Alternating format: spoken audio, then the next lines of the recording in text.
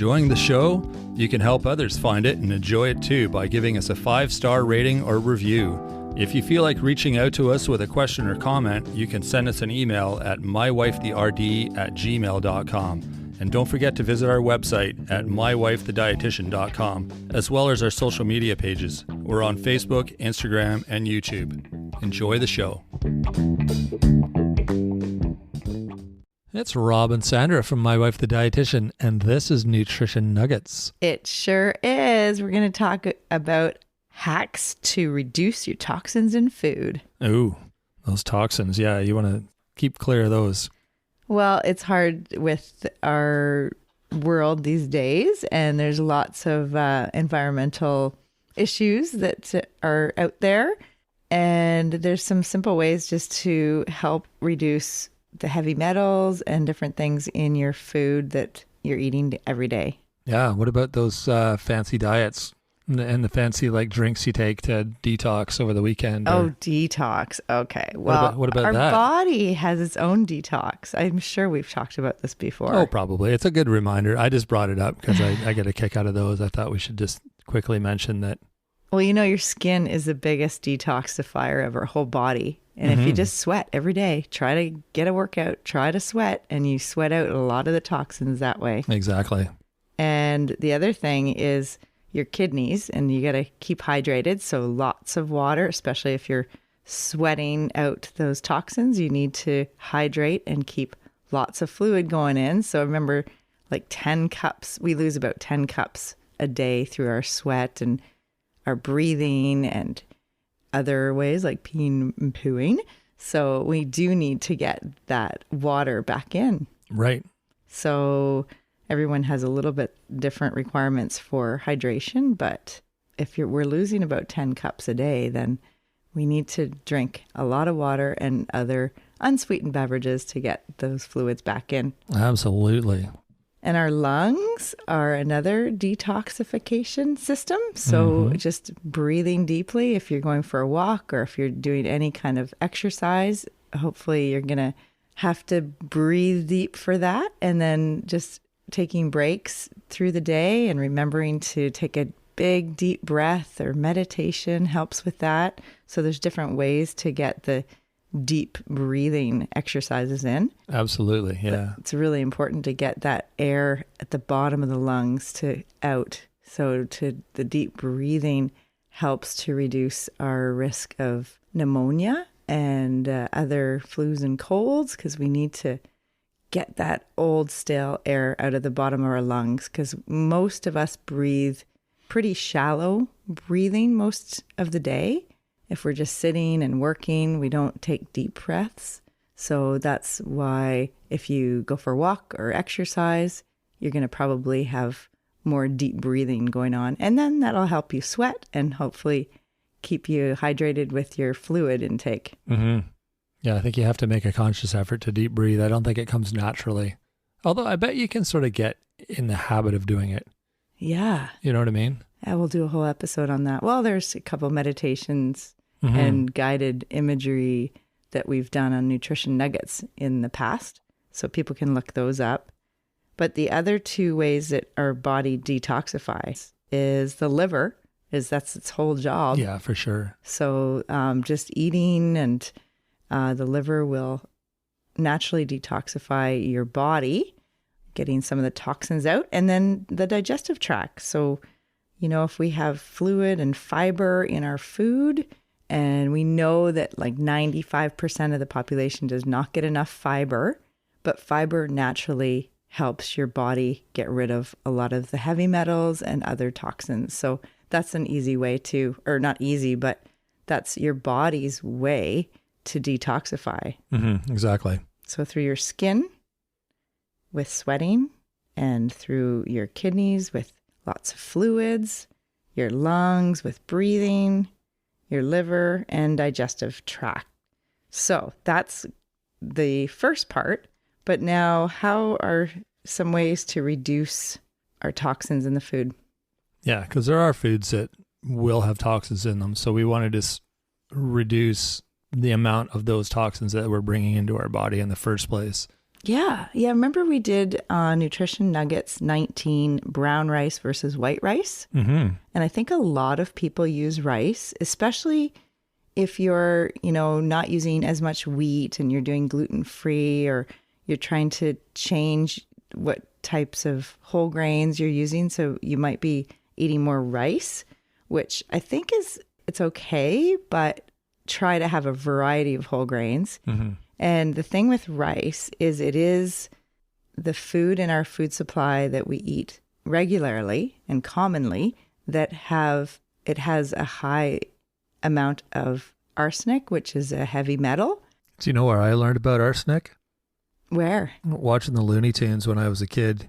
Do you remember like Bugs Bunny and the Coyote and all that, the Roadrunner and all that, those cartoons? Oh, yeah. Well, they always had like this little box and it said arsenic on it when they, one was trying to like the Roadrunner and the Coyote. It was like the TNT on the box of explosives and the box of arsenic. Oh my God. Oh, it's hilarious. I've known that since I was a kid. It's like this poison, right? Right. So really what you're saying is they could have just used a box of rice. Oh, no. Not quite. No. This is definitely no. Okay. Rob. And you can actually reduce a lot of that arsenic in the rice by rinsing your rice. Mm-hmm. That's pretty easy. Yeah. So it's good to not get the kind that is instant, or the kind that is in the bag that you can't access before you eat it. The kind that has like the spices and stuff all mixed in with it, and you just dump it all in a pot and add water. Yeah. You can't rinse it. Sometimes those have the flavor packet separate, but I don't know if you know that before you buy it. So yeah, and the kind, the camping rice, the kind that it's all in one. It's convenient, definitely, but again, remember, convenience isn't great because, well, with the rice, we need to be able to rinse it. So how do we rinse it? Well, just under the tap, in a colander, right? Yeah. So yeah, that's one way to reduce a little bit of that arsenic that's in the rice by rinsing it under the running water, tap water, with the wire mesh. Mm-hmm. And is it more prevalent in brown rice or is it in any rice? I thought it was more in one of the... Yeah, let's go listen to the Nutrition Nuggets 19 because it's all in that. Okay.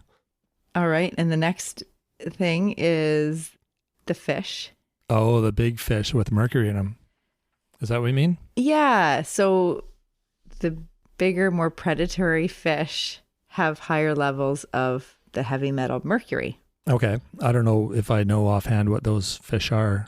No, but you know the smash. I know that's the little fish. That's right. And that's what I want to say is those are the ones to try to include twice a week. Right. So, the recommendation is 2 servings of fish a week. And we want to aim for the low mercury fish. Right. Okay. So the fish that aren't on that list, smash is Sandra's little, well, it's not Sandra's. It's probably a known thing, right? What is this smash? It's sardines, anchovies. Oh, wait a minute. Sardines, mackerel, anchovies, salmon, and herring. Yes. So those are the sort of the good fish. And so if it's not on that list, like tuna isn't on that list, that's something people eat a lot of, right? But tuna is a big predatory fish. Yeah, especially the albacore. So the canned tuna that's the light, or the albacore or the yellowfin are the bigger types of tuna. So the skipjack is a better one to buy in the cans. We did a Nutrition Nuggets on tuna too, didn't we? Oh, we sure did. It's number 9, Nutrition Nuggets 6, sorry. 6, yeah. Yeah, and that's on tuna. And there's a couple other fish that's low mercury. So the rainbow trout, oysters, and mussels are also lower in the mercury level. What about seafood? Is that affected by mercury at all? Oh, yeah, absolutely. Yeah. But shrimp is actually pretty low. Is it? Yeah. Yeah. That's sort of a common one that people use a lot. Okay, good to know. Yeah, so that's the second hack. And then the third one is something we eat almost every morning. I know you eat it for sure. I eat it too. And we talk a lot about this. It's a breakfast cereal, But the way it's grown, what is it? Well, it's oatmeal. It's oats. Oats. Right? Yeah. Oats. Yeah. Oats. So with the oats, they are grown in there's a lot of moisture in the air. And so they spray the herbicides right before the oats are harvested. So they have fresh herbicide on them is what you're saying, right before they bag them and send them to the store. Yeah, and it's the glyphosate. So if you get organic oats, and you mentioned the other day when you went to the store, they were the same price. They were, and I don't know if that's normal. Yeah. Or just the store we were at. I mean, oats are pretty, they're not fancy. Maybe they can make them, I don't know, cheap or yeah. I think a lot of times the food isn't much different. It's just the marketing that they up the price. Yeah, but I mean, these don't have if it's organic, it doesn't have the glyphosate. Exactly. So yeah. And it wouldn't be an issue if we just had it once in a while, but because it is it's a staple in our diet. So it's like just reducing the risk just a little bit, right? Oh, totally. I think oats are so important for health. And if people are listening to this, I think the organic oats is the way to go. If you're using them all the time for like overnight oats or oatmeal or whatever you use, however you use oats. And then the other thing, fruits and vegetables that have a high water content tend to have more of those pesticides and herbicides than other ones. So the ones I'm talking about are strawberries. And also the thing is they have a skin that you eat. You're not peeling it like a banana or, so strawberries, it soaks right in the pesticides. So strawberries, nectarines, pears, and cucumbers are high water content.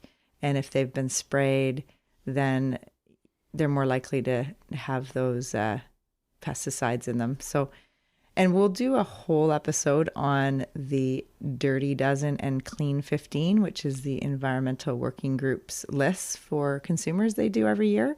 And it's kind of got a list of the different vegetables and fruits that are kind of the highest amount of toxins and mostly the herbicides and pesticides. Yeah, the ones to avoid, and then the list of ones to maybe buy organic. Yeah, exactly. Yeah, it's the ones to kind of, spend that little extra money on the organic. But like something like bananas, I mean, it's got a thick peel, and so you're peeling away that you're getting, it's not soaking into the flesh of the fruit. Yeah, exactly. So is that all of them? All of the hacks, I mean? That's all the hacks. All the hacks we have for today. That's all the hacks we have for today. Yeah, that's enough. We have lots more up our sleeve, but it's a nutrition nugget. So there you go. Exactly. Awesome. Well, thanks for joining us today, everyone. If you found this episode helpful, maybe share it with a friend or two. That's helpful for us. We like to help everyone, spread the word, and keep everyone healthy and safe. You can find more information on what we do and lots of nutrition information and health information on our website at mywifethedietitian.com. If you have questions for us or comments, or if you want to give us some ideas for the show, feel free to drop us an email at mywifetherd@gmail.com. And we'd really like if you can rate and review the show too. That's super helpful for us. Either give us a rating, or if you feel like writing up a review, that would be amazing. You can also do that on our social media sites too. There's ways to leave comments on there, and sometimes they'll have a review area as well. So I know Facebook does that. So feel free to drop a review if you're feeling wordy. And please, if you find this useful and if you keep tuning in, share it with one other friend or a colleague or a coworker. It really helps with getting the word out and getting the podcast out there for more people to hear about. And we really are happy that you're spending your valuable time with us in your ear. And we appreciate that out of all the different podcasts out there that you're listening to ours. And we love doing this. We have so much fun, and we're happy that you're listening. Exactly. Yeah, we're glad you're here. One other thing too, we have a newsletter, and you can subscribe to that on the website. There's a button on the podcast page of the website. So if you'd like to hear from us, we'll keep you in the loop on things that are going on and some other little tidbits from time to time. Feel free to subscribe to that. You just hit the button on the website. So go check that out too. And I think that's it. So enjoy the rest of your week, and we will be back next Monday with a full episode. Thanks for joining us today on My Wife the Dietitian. If you like what you heard, don't be shy. Leave us a comment or review, and be sure to share our podcast with your friends. If you'd like to hear more, hit that subscribe button. You can also follow us on our social media pages for updates, episode trailers, and other odds and ends. For more info and links on what we discussed on today's episode, check the show notes. We'll be back next week with another informative and fun-filled episode.